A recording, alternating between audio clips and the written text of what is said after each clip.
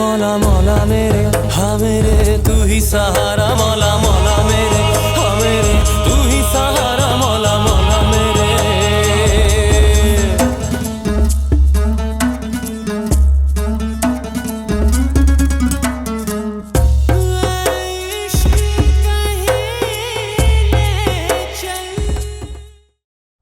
الو علی که اینطور موضوع اینه. تو حرفی رو که گفتم نفهمیدی نه؟ علی نمیخواد با تو هیچ رابطه‌ای داشته باشه. چرا اینقدر اذیتش میکنی؟ من با علی حرف خیلی مهمی دارم مینا. چه حرفی؟ نمیتونم بهت بگم. باشه نگو، ولی دیگه به علی هم زنگ نزن، فهمیدی؟ تو چرا نمیفهمی؟ من به خاطر خودم به علی زنگ نمیزنم. لطفاً بذار باش حرف بزنم. بس کن حسنا. حالا واسه به دست آوردن دل علی میخوای بازم نقش بازی کنی؟ علی با تو دیگه هیچ ارتباطی نداره. با من ارتباطی نداشته باشه خب، ولی بهش بگو که عمه تو دردسر بزرگی افتاده. عمه الان به علی خیلی نیاز داره. کدوم مینا؟ علی هر نسبتی که باهاش داشت و تموم کرد و تو از کی تا حالا به فکر عمه‌شی؟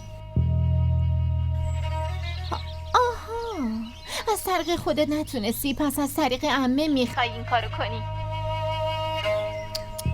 چرا قبول نمی کنی که علی دیگه از زندگیت رفته بیرون؟ از این به بعدم هر اتفاقی که افتاد بهش زنگ نزن. الو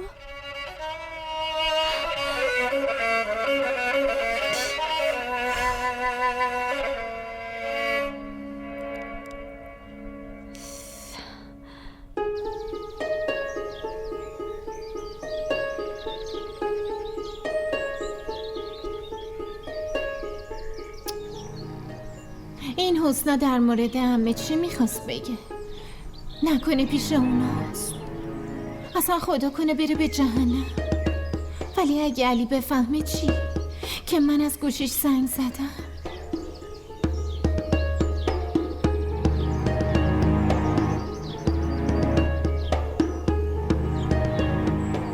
نه، من باید تماسو از رو گوشش حذف کنم. آره،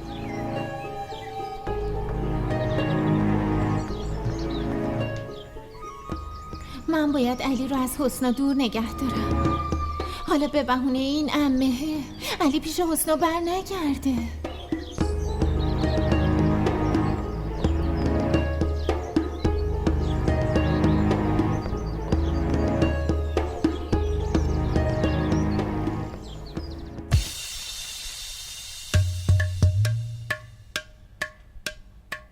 به به، بفرمایید بنشینید.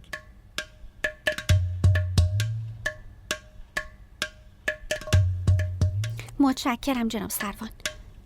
ممنون که گذاشتید عممو ببینم.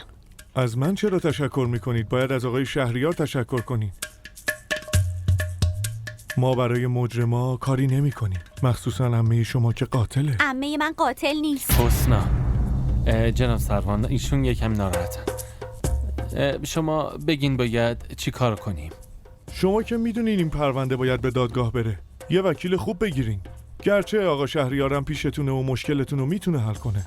ما نمیتونیم واسه همه سند گرو بذاریم. خانم شما چرا نمیفهمین؟ عمه شما متهم به قتل و همه مدارک بر علیه اونه. بعد از خدا یه وکیل خوب میتونه اونو نجات بده.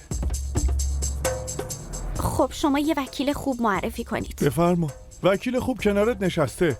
آقا شهریار کنارتونه و شما دنبال وکیل خوبین؟ خب دیگه خیلی ممنون از شما.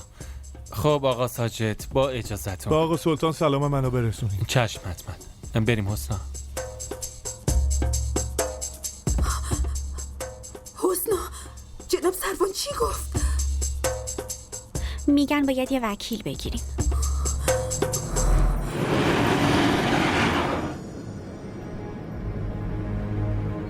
آخه این حسنا کجا میتونه رفته باشه؟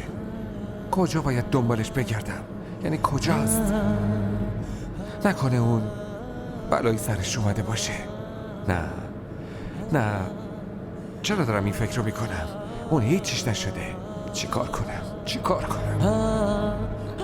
اون وکیل، آره اون میدونه که حسنا کجاست. حسنا همراه اون بود، ولی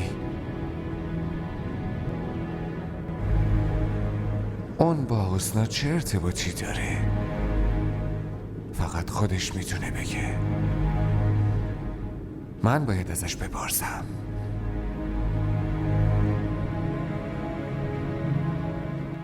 وکیل؟ ولی ما که کسی رو نمیشناسیم. اگه شما بخواین من میتونم تو این پرونده کمکتون کنم. شما کمکمون میکنین؟ مامانم نجات پیدا میکنین؟ چرا که نه، ما میتونیم یه وکیل خوب براش بگیریم. ولی ما که پروسش رو نمیدونیم. یه کاری کنین، شما با من بیاین کجا؟ دفتر من، اونجا میشینیم با هم دیگه راجبش حرف میزنیم. حسنا یه کاری کن، تو با شهریار برو. پس تو چی؟ راستش من باید برم دفتر چون مرخصی نگرفتم. رسیدی خبر بده. باشه. ناراحت نباش. بریم.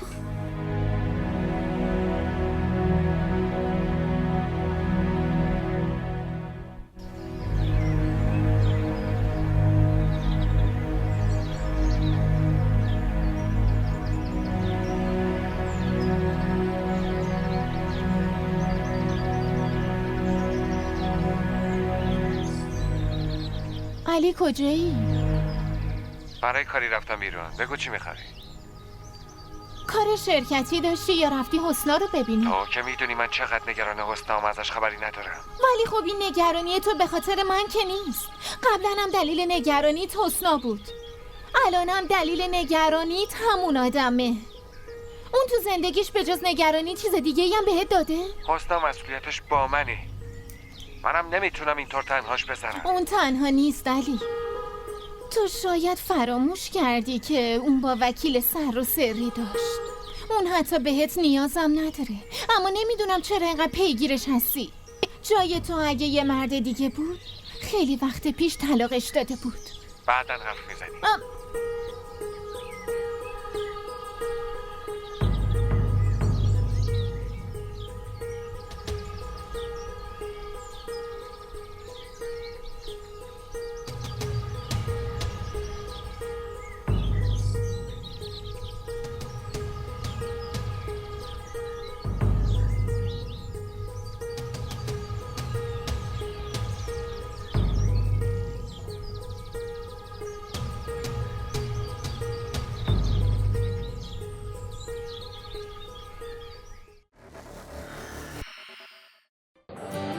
بگو ببینم خوشگله. می‌دونی وقتی آدم عاشق یکی میشه دیگه نمیپرسه که چقدر خوشگله. شاید اون از همه خوشگل‌تر باشه. این عشق عزیز دلم، آب نیست که هر وقت تشنت شد بگی یه لیوان آب بده. برای آب باید هزینه‌شو داد، به همون قیمتی که تشنه‌های کربلا پرداخت کردن.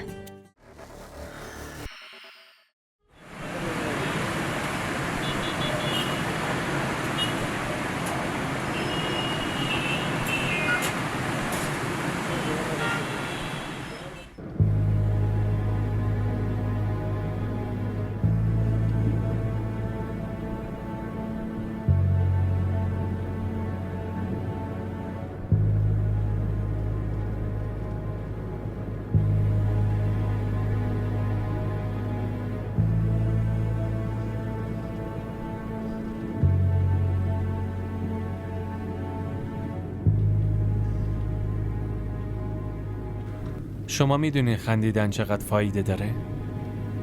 فشار خونتون پایین میاد، سیستم ایمنی بدنتون قوی میشه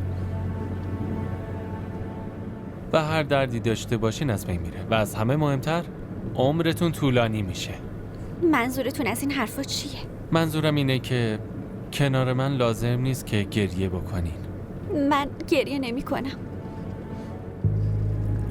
فقط خیلی نگران عمه هستم. نمیفهمم که چطوری باید یه وکیل پیدا کنم. شما وکیل خوبی سراغ داری؟ چرا که نه؟ نصف فامیلای من همشون وکیلن. آره، فراموش کرده بودم. خب دیگه ناراحتی از صورتتون کنار بزنین، اصلا بهتون نمیاد. در ضمن اشکاتونم پاکش کنین. ببینین آقا شهریار، این موضوع خیلی جدیه، اینو به شوخی نگیرین. من بهتون گفتم که حتما یه کاریش میکنم. شما دیگه آروم باشین و نگرانی رو بذارین کنار. اما کی؟ شما نشنیدین جناب سروان چی گفت؟ پروندهشو به دادگاه میفرسته و ما حتی یه وکیلم نداریم. اگه وکیل خوبی نداشته باشیم این پرونده رو میبازیم. میدونید که همه مدارک علیه عمه است.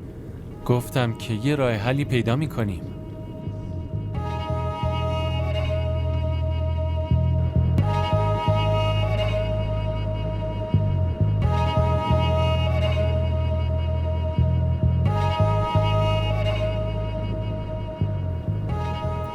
به چی فکر میکنین؟ هیچی، همینجوری رفتم تو فکر. بیا دفترمونم اونجاست.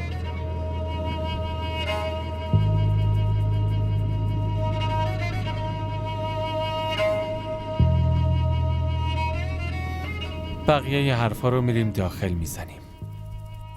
شما هم نگران نباشین.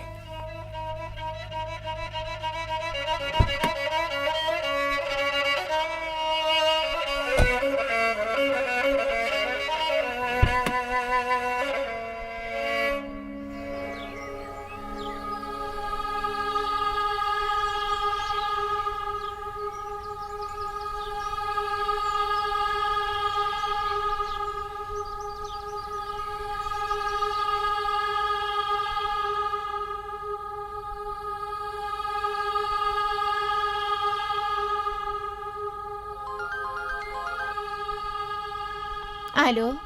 چطوری تمنا؟ رافه، من خوبم، ولی تو چطور یاد من افتادی؟ این چه حرفیه میزنی؟ کسی رو یاد میکنن که فراموش شده باشه. آره همون حرفات و همون طرز فکرت اصلا عوض نشدی. عوضم نمیشم. خب بگو چه کارا میکنی؟ کار خاصی نمیکنم. کجایی؟ خونه علی. آها، علی خونه است راستی؟ نه، رفته شرکت. پس میتونیم همو ببینیم؟ الان چی شده؟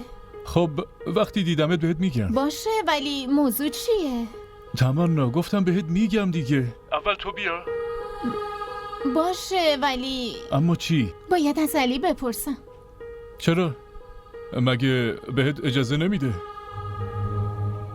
درسته تو خونش داری زندگی میکنی ولی زنش که نیستی. رافع لطفا، من نمیخوام راجع به علی چیزی بشنوم.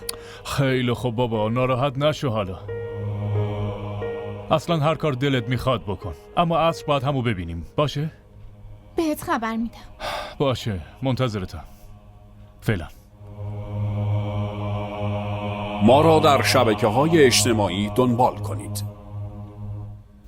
بفرمایید، بشینید. شما چرا حرفمو نمیفهمین؟ من اینجا نیومدم که بشینم. لطفاً بهم بگین که پرونده عمه رو چطور پیش ببریم.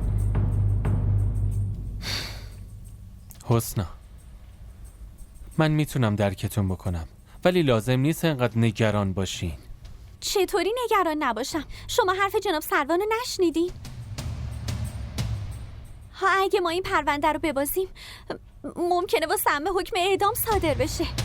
من میدونم حسنا، بهت گفتم که ما نجاتش میدیم. اما چطوری میتونیم نجاتش بدیم؟ حسنا، با این نگرانی هیچی درست نمیشه. من که بهت گفتم حرف میزنیم و یه وکیل خوب براش پیدا میکنیم. تو این زمان کم کدوم وکیل خوب پرونده ما رو قبول میکنه؟ اگه پرونده رو ببازیم چی؟ من نمیتونم به کسی اعتماد کنم. شما میتونین به من اعتماد کنین.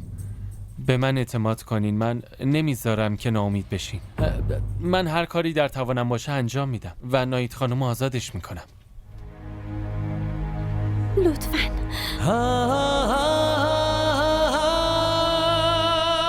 لطفاً آقا شهریار، یه کاری کنید. اگه عمه چیزیش بشه، انی نمیتونه زنده بمونه.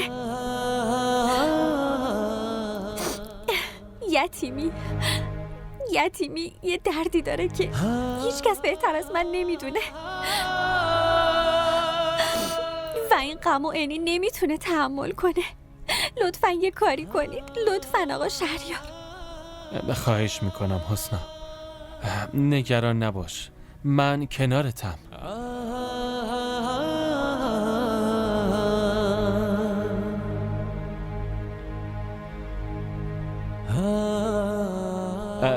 خب شما بشینین، من یه کار کوچیکی دارم.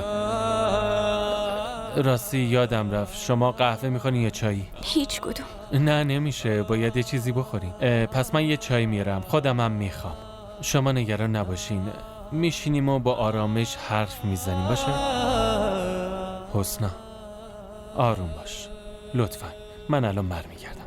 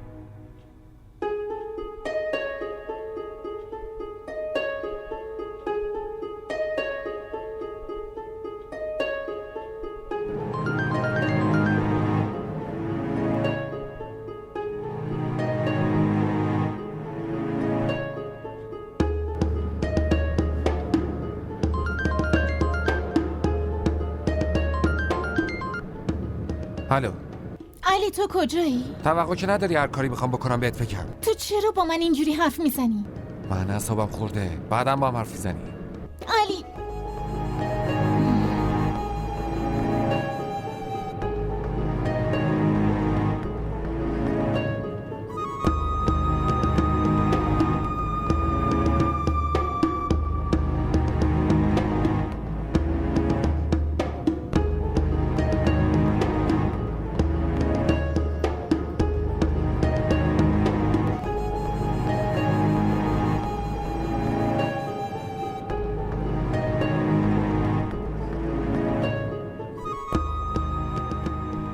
این علی کجاست؟ نکنه رفته اون حسنا رو ببینه. نه اونو که نمیدونیم کجاست، اما بازم من باید حواسم به علی باشه. ولی رافعو چی کار کنم؟ اونم باید برم ببینم. پس یه کاری میکنم، زود میبینمش و برمیگردم. علی هم خبردار نمیشه.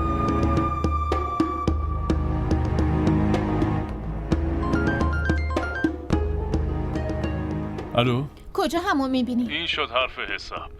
در ضمن علی اجازه داد که منو ببینی؟ من واسه دیدن کسی به اجازه نیاز ندارم. تو بگو کجا بیام.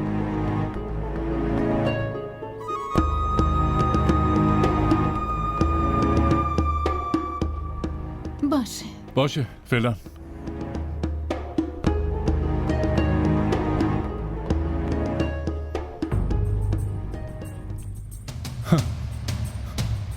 میبینیم علی که تمنا تا کی پیش تو میمونه.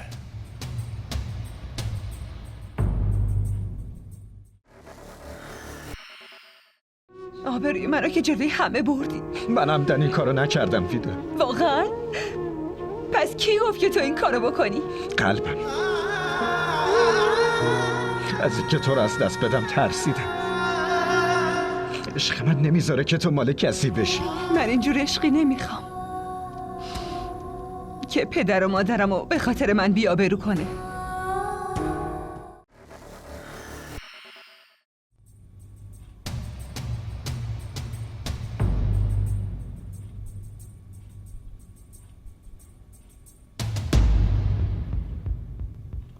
تو با دیدن من یه جوری ترسیدی انگار موقع دزدی مچتو گرفته باشم. چی میخوای بگی علی؟ تو داری از من میپرسی که چی میخوام بگم؟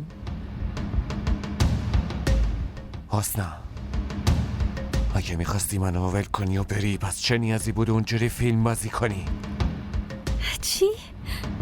چی داری میگی علی؟ درست دارم میگم. اگه از کس دیگه خوشت میومد خب واضح به میگفتی. داری به من تهمت میزنی؟ اگه این تهمته پس بهم بگو که با این وکیل چه ارتباطی داری آن؟ همیشه پیش این وکیله ای؟ من دیوونم که انقدر نگرانت بودم. تو لازم نیست واسه من نگران باشی. آره، تو دیگه نیازی به من نداری. علی لطفاً دیگه شورشو در آوردی. چرا؟ چون واقعیتو گفته؟ بگو. واقعیت؟ علی تو حرف از واقعیت میزنی؟ تویی که تو زندگیم به جز فریب هیچی بهم ندادی؟ حرفا نپیچون. وقتی اینطوری فکر میکنی پس دفاع از خودم چه فایده‌ای داره؟ من گول این حرفاتو نمیخورم.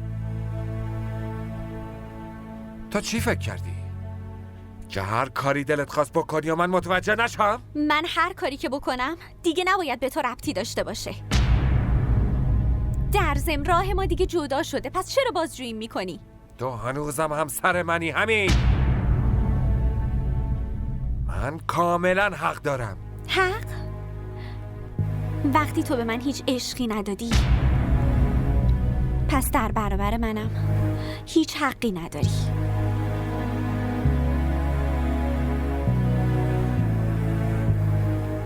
بدون جواب دادن به سوالم نمیتونی از اینجا بری. پس جواب سوالمو بده و برو. ول کن دستمو دیگه، بیشتر از این اذیتم نکن. ببین استان، ما تو آرامش هم میتونیم بشینیم حرف بزنیم باشه؟ اگه دلم نخواد حرف بزنم چی؟ تا کی میخوای به این رفتارت ادامه بدی؟ بریم دوباره برگرد خونه. کدوم خونه علی؟ تو میدونی خونه چیه؟ خونه جاییه که توش آرامش باشه، عشق باشه، احترام باشه. اما تو اون خونه چی بهم دادی؟ فقط فریب، بی احترامی. من نمیخوام باهات ارتباط داشته باشم. اما هستم. چی شده علی؟ ها؟ چی شده که اینقدر بهم نیاز پیدا کردی؟ تمنا کجاست؟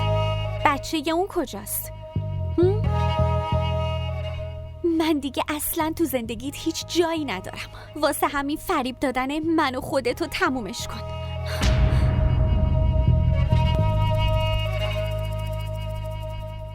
ما را در شبکه‌های اجتماعی دنبال کنید. خیلی زیبا شدی تمنا. مرسی. جدی میگم. میدونی امروز تو صورتت اون خوشحالی و درخشندگی رو میبینم که قبلا نبود. به خاطر یه دلیل خاصه. راستی شنیدم که زن علی خونش رو ترک کرده. اونی که بین من و علی بیاد یه روزم باید بره.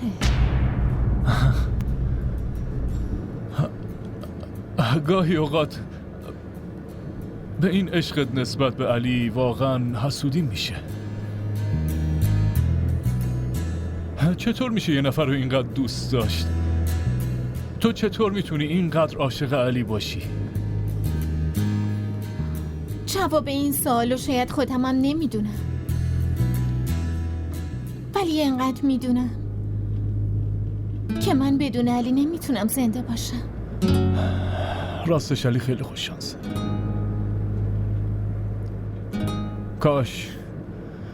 کاش یکی هم منو همینقدر دوست میداشت.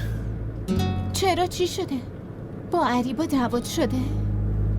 دعوا میگی یا چیز دیگه؟ ولی اونم مثل دخترای معمولی دیگه در اومد. هر کسی نمیتونه مثل تو خاص باشه تمنا. من هنوزم پشیمون اون روزیم که تو پیشنهاد ازدواج دادی و من قبول نکردم. حالا خیلی پشیمونم. رافع، من واقعا احساساتتو درک میکنم. خب دیگه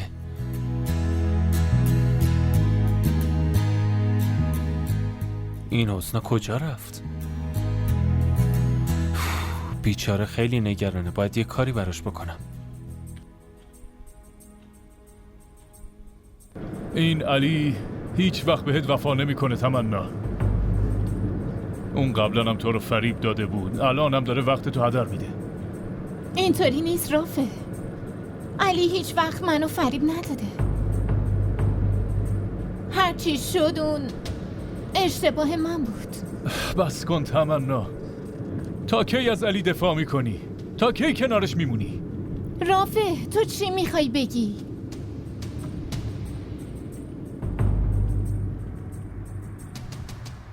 لطفاً تمنا، من هنوزم فراموشت نکردم. لطفاً راضی شو. من بهت همه اون خوشحالی رو که میخوای میدم. رافع، من احساساتتو درک میکنم، اما تو زندگیم به جز علی نه کسی اومده و نه کسی میتونه بیاد. من اون زمان اشتباه کردم. شاید میخواستم از علی انتقام بگیرم، واسه همین به تو پیشنهاد دادم. ولی من امروز فهمیدم که مقصد من فقط علیه. آره، همیشه مدیونت هستم. اگه اون روز تو نمیگفتی که پیش علی برم، پس نمیدونم من چی کار میکردم. نمیدونم آیندم چی میشد. واسه همین من همیشه مدیونت خواهم بود.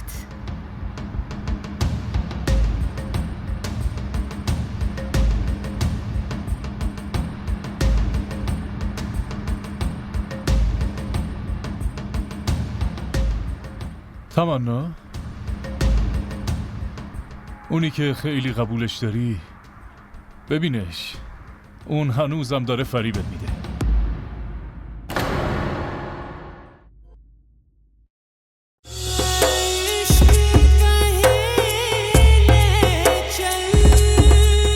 मौला मौला मेरे हाँ मेरे तू ही सहारा मौला मौला मेरे हाँ मेरे तू ही सहारा मौला मौला मेरे.